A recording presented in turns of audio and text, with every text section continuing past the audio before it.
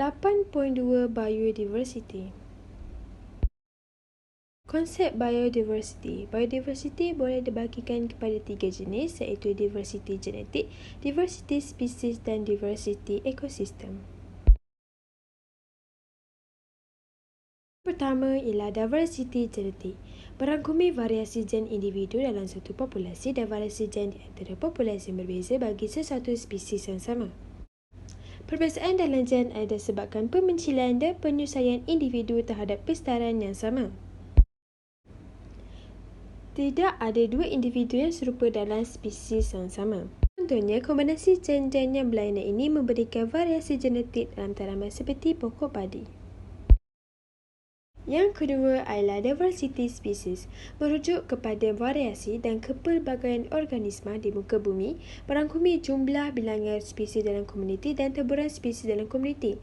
Contohnya, hutan hujan tropika mempunyai diversiti spesies yang tinggi iaitu 5 hingga 10 juta spesies serangga dan lebih daripada 2 juta spesies tumbuhan berbunga.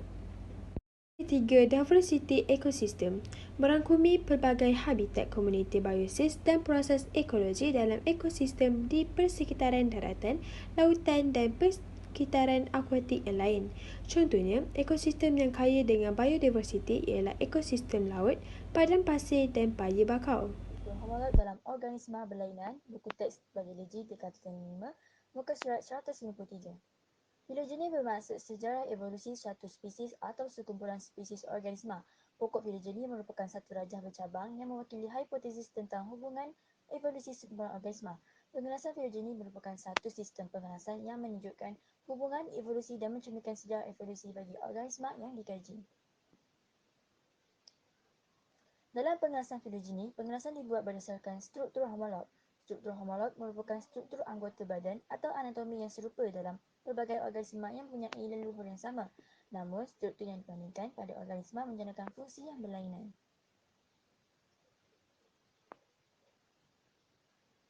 Raja 8.6 struktur homolog dalam organisma berlainan.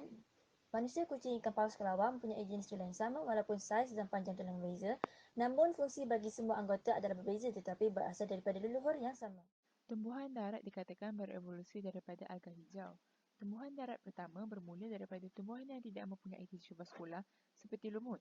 Kemudian diikuti oleh tumbuhan vaskular tanpa biji benih seperti pokok paku pakis.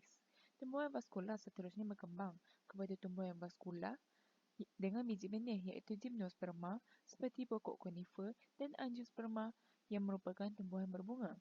Angiosperma ialah tumbuhan yang paling berjaya kerana mempunyai biji benih yang dilindungi di dalam buah untuk mengekalkan kebenaran. Okey, akhir sekali kita akan lihat kepentingan biodiversiti terhadap alam sekitar dan juga manusia. Kepentingan biodiversiti terhadap manusia yang pertama ialah makanan. Contohnya, apabila kita memelihara laut, hasil laut dapat dijadikan sebagai sumber makanan terhadap manusia. Glasier pula akan membekalkan air mineral semula jadi kepada kawasan yang berdekatan. Yang kedua ialah ubat-ubatan. Berdasarkan kajian, terdapat lebih kurang 3,000 tumbuhan yang berfungsi sebagai anti-kanser. Akhir sekali ialah pendidikan. Pelajar kini dapat mengkaji dan mengenali tentang flora dan fauna yang wujud di atas muka bumi ini. Okey, sekarang kita nak lihat pemeliharaan in situ dan juga ex situ. Apa itu pemeliharaan in situ dan ex situ? Pemeliharaan in situ bermaksud mengekalkan spesies di habitat asal seperti taman negara, hutan simpan kekal dan juga taman laut. Manakala pemeliharaan ex situ bermaksud mengekalkan spesies di luar habitat asal seperti zoo dan juga taman botani. Contoh pemeliharaan in situ adalah seperti badak Sumatera yang terdapat di Sabah. Badak Sumatera ini akan dibiarkan pada hutan yang menjadi tumpuan spesies itu. Contoh pemeliharaan ex situ pula adalah seperti program pembiakbakaan dan penternakan khas untuk jangka masa yang panjang ataupun long term captive breeding. Pemulihan in situ dan ex situ juga mempunyai strategi yang tersendiri. Contohnya, pemulihan in situ akan memelihara dan memelihara populasi secara semula jadi dan komuniti semula jadi di dalam habitat yang tersendiri.